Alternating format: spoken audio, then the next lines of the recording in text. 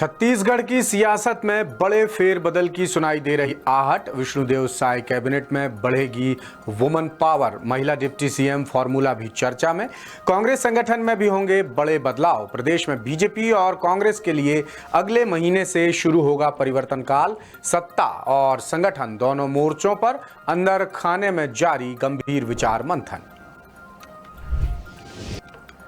नमस्कार, आप देखना शुरू कर चुके हैं इन्वेस्टिगेटिव और इन डेप्थ खबरों का सबसे खास, सबसे सटीक पावर पैक न्यूज बुलेटिन सूत्रधार, और आपके साथ मैं हूं रामकृष्ण गौतम।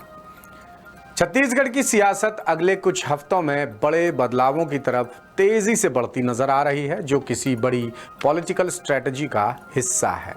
अब मौजूदा बीजेपी सरकार का कार्यकाल आधा बीत चुका है और आधा कार्यकाल बाकी है, लिहाजा प्रदेश की सियासत अगले विधानसभा चुनाव की तरफ बढ़ चली है, जिसका असर और तैयारी बीजेपी और कांग्रेस दोनों पार्टियों पर नजर आने लगी है। एक तरफ साय कैबिनेट में बड़े फेरबदल की चर्चा है, तो दूसरी तरफ कांग्रेस संगठन में भी बड़े बदलाव की आहट सुनाई दे रही है।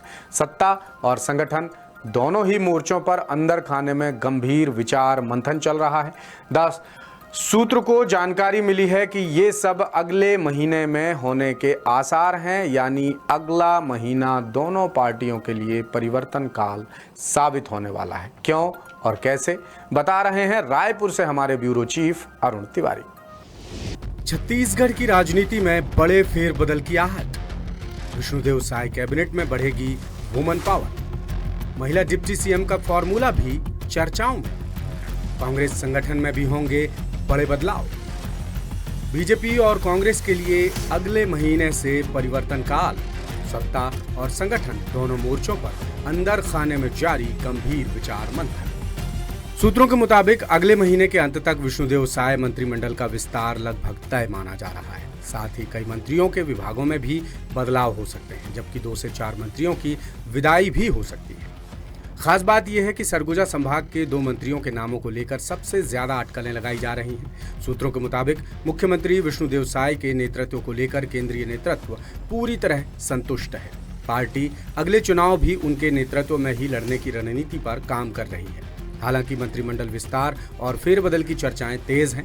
माना जा रहा है कि 2 से 4 मंत्रियों के विभाग या चेहरे बदले जा सकते हैं। इस बार पार्टी नए और युवा चेहरों को प्राथमिकता दे सकती है। सबसे ज्यादा चर्चा भावना बोहरा, पुरंदर मिश्रा, सुशांत शुक्ला और सरगुजा क्षेत्र की किसी आदिवासी महिला विधायक के नाम की है। इस फेरबदल में सबसे ज्यादा बात महिला प्रतिनिधित्व को लेकर हो रही है। छत्तीसगढ़ राज्य गठन के बाद से अब तक लगभग हर सरकार में एक महिला मंत्री जरूर रही है, लेकिन इस बार बीजेपी महिला चेहरों की संख्या बढ़ाने की तैयारी करती नजर आ रही है। पार्टी सूत्रों का दावा है कि इस बार कम से कम 2 महिला मंत्रियों को कैबिनेट में जगह मिल सकती है। यदि समीकरण अनुकूल रहे तो संख्या 3 गुना तक भी पहुंच सकती है। महिला चेहरों में सबसे चर्चित नाम पूर्व मंत्री लता उसेंडी का बताया जा रहा है। यदि पार्टी पूर्व मंत्रियों को दोबारा मौका देती है तो बस्तर से लता मजबूत दावेदार बन सकती है। उनके जरिए बीजेपी आदिवासी और महिला दोनों समीकरण साधने की कोशिश कर सकती है। और यदि डिप्टी सीएम स्तर पर बदलाव होता है तो बीजेपी किसी महिला चेहरे को आगे ला सकती है। इसके लिए भी लता उसेंडी और रेणुका सिंह का नाम सबसे ऊपर है। इसके पीछे बीजेपी की सामाजिक और क्षेत्रीय संतुलन साधने की रणनीति बताई जा रही है। पार्टी यदि किसी महिला आदिवासी या ओबीसी चेहरे को आगे करती है तो इससे महिला प्रतिनिधित्व के साथ साथ आदिवासी वोट बैंक और सरगुजा बस्तर क्षेत्र में भी मजबूत मैसेज जाएगा। राजनीतिक विश्लेषकों का मानना है कि बीजेपी अब सिर्फ सरकार चलाने पर नहीं, बल्कि 2028 विधानसभा चुनाव की सामाजिक और क्षेत्रीय रणनीति पर भी फोकस कर रही है। डिप्टी सीएम विजय शर्मा को राष्ट्रीय संगठन में बड़ी जिम्मेदारी मिल सकती है, तो विधायक भावना बोहरा को क्षेत्रीय आधार पर मंत्री बनने का मौका मिल सकता है। हालांकि बीजेपी आखिरी मोमेंट में कोई नया चेहरा सामने लाकर सबको चौंका भी सकती है। दूसरी तरफ कांग्रेस में भी सियासी हलचल कम नहीं है। पूर्व मुख्यमंत्री भूपेश बघेल के खेमे ने एक बार फिर संगठनात्मक लड़ाई में बढ़त बनाकर विधायक संगीता सिन्हा को प्रदेश महिला कांग्रेस का कार्यकारी अध्यक्ष बनवा दिया है। माना जा रहा है कि आने वाले समय में उन्हें स्थायी अध्यक्ष की जिम्मेदारी भी सौंपी जा सकती है। कांग्रेस के भीतर ये नियुक्ति सिर्फ संगठनात्मक फैसला नहीं, बल्कि शक्ति संतुलन का संकेत भी माना जा रहा है। राजनीतिक जानकार इसे भूपेश खेमे की बड़ी रणनीतिक जीत मान रहे हैं। वहीं पार्टी में ये चर्चाएं भी तेज हैं कि प्रदेश कांग्रेस में बड़ा बदलाव देखने को मिल सकता है और नए प्रदेश कांग्रेस अध्यक्ष की नियुक्ति भी हो सकती है।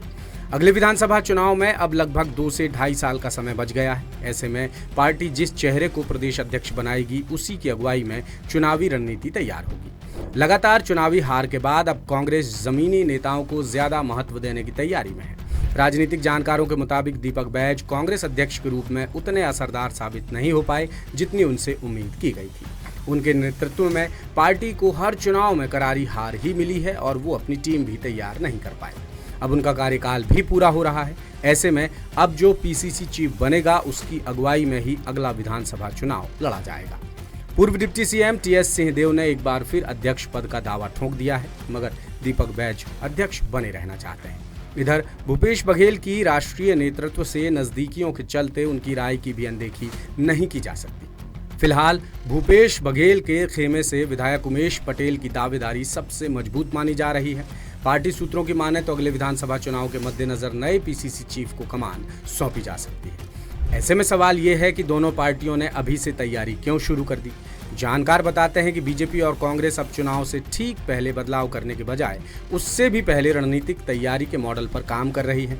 बीजेपी सत्ता बचाने तो कांग्रेस सत्ता वापस पाने की दौड़ में शुमार है। बदलाव के पीछे की सबसे बड़ी वजह 2028 के विधानसभा चुनाव को ही माना जा रहा है। इसलिए दोनों दल अभी से मजबूत टीम तैयार करना चाह रहे हैं। नेताओं के बीच बेहतर तालमेल बनाना और युवा, आक्रामक और सामाजिक संतुलन वाले नेतृत्व को आगे लाने की रणनीति पर काम जारी है, मगर ये रणनीति कितनी कारगर साबित होगी ये आने वाला वक्त ही बताएगा। तो बीजेपी तैयार है सत्ता में बने रहने के लिए, कांग्रेस तैयार है सत्ता वापस पाने के लिए।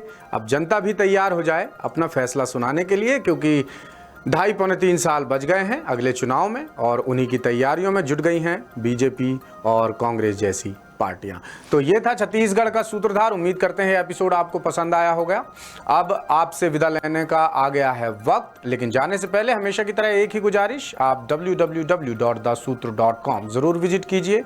इंस्टा, एफबी और एक्स जैसे प्लेटफॉर्म्स पर भी हम अवेलेबल हैं। आप वहां भी हमें लाइक, शेयर और फॉलो कर सकते हैं। साथ ही यूट्यूब चैनल सब्सक्राइब करना बिल्कुल मत भूलिए। बुलेटिन के आखिर में देखिए देश और प्रदेश की बाकी खास खबरें। मुझे दीजिए इजाजत। नमस्कार, शुभ रात्रि। राजस्थान, मध्य प्रदेश समेत मैदानी इलाकों में 9 राज्यों में आज भीषण गर्मी का अलर्ट जारी किया गया है। पंजाब, हरियाणा, चंडीगढ़, दिल्ली, महाराष्ट्र का विदर्भ, मराठवाड़ा और तेलंगाना में आज येलो अलर्ट है। मौसम विभाग के मुताबिक इन राज्यों में कई जिलों में तापमान 45 डिग्री का आंकड़ा पार कर सकता है। गर्मी का दौर पिछले एक हफ्ते से जारी है। रविवार को यूपी का बांदा 46.4 डिग्री के साथ सबसे गर्म रहा। राजस्थान के बीकानेर, बाड़मेर में पारा 45 डिग्री और एमपी के खंडवा में 44.5 डिग्री रिकॉर्ड किया गया। सोने चांदी के दाम में आज यानी कि 18 मई को गिरावट है। 1 किलो चांदी का दाम 1,722 रुपए कम होकर 2,67,000 पर आ गया है। इसके पहले इसकी कीमत 2,69,000 पर थी। वहीं India Boolean and jewellers association के मुताबिक 10 ग्राम 24 कैरेट सोने का दाम 389 रुपए गिरकर 1,58,000 पर आ गया। इस साल सोने चांदी की कीमत में लगातार उतार चढ़ाव देखने को मिल रहा है। सोना 2026 में अब तक 24,000 और चांदी 37 रुपए महंगी हुई है। नीट पेपर लीक केस में सोमवार को 10वीं गिरफ्तारी हुई। सीबीआई ने महाराष्ट्र के लातूर से chemistry coaching director Shivraj Raghunath Montegaonkar को गिरफ्तार किया। अधिकारियों के मुताबिक रविवार को सीबीआई की तलाशी के दौरान रघुनाथ के मोबाइल से नीट यूजी का लीक पेपर बरामद हुआ है। सीबीआई के मुताबिक रघुनाथ संगठित गिरोह का हिस्सा है जो नीट पेपर लीक कराने और आगे फैलाने में शामिल है। उससे दूसरे आरोपियों के साथ मिलकर 23 अप्रैल को ही पेपर और आंसर की हासिल की और कई लोगों को दी। सीबीआई ने 15 मई को मोंटेगांवकर से उसके घर पर 8 घंटे पूछताछ की थी। सुप्रीम कोर्ट ने दिल्ली दंगा साजिश मामले में जेएनयू के पूर्व छात्र नेता उमर खालिद को जमानत देने से इनकार करने वाले अपने पिछले फैसले पर आपत्ति जताई है। कोर्ट ने सोमवार को बयान सैयद इफ्तिकार अद्राबी से जुड़े हुए नार्को टेररिज्म मामले पर सुनवाई के दौरान किया। कोर्ट ने माना कि किसी भी आरोपी को बेल देना एक नियम है, उसे जेल भेजना अपवाद होना चाहिए। जस्टिस उज्जवल भुइयां और जस्टिस बीवी नागरत्ना की बेंच ने के नजीब मामले में सुप्रीम कोर्ट के फैसले का जिक्र किया। बेंच ने कहा कि सुप्रीम कोर्ट ने 2021 में माना था कि मौलिक अधिकार का उल्लंघन होने पर अदालतें गैर कानूनी गतिविधि रोकथाम अधिनियम यानी कि यूएपीए मामलों में जमानत दे सकती हैं। अमेरिका ने ईरान के साथ शांति प्रक्रिया आगे बढ़ाने के लिए 5 बड़ी शर्तें रखी हैं। ईरान की फॉक्स न्यूज एजेंसी ने दावा किया। रिपोर्ट में कहा गया कि अमेरिका ईरान को बमबारी से हुए नुकसान का कोई मुआवजा नहीं देगा। साथ ही उससे मांग की गई है कि ईरान अपने 400 किलोग्राम एनरिच्ड यूरेनियम को अमेरिका को सौंपे। अमेरिका की एक और शर्त ये भी बताई गई है कि ईरान में सिर्फ एक परमाणु सेंटर ही चालू रहना चाहिए। इसके अलावा अमेरिका ईरान की फ्रीज हुई अपनी विदेशी संपत्तियों में से 25% से ज्यादा रकम जारी करने के पक्ष में नहीं है। लेटेस्ट, इन्वेस्टिगेटिव और इन डेप्थ खबरें देखने के लिए ज्वाइन कीजिए द सूत्र का व्हाट्सएप चैनल, सब्सक्राइब कीजिए यूट्यूब चैनल, लाइक कीजिए फेसबुक पेज और पढ़ते रहिए www.daसूत्र.com।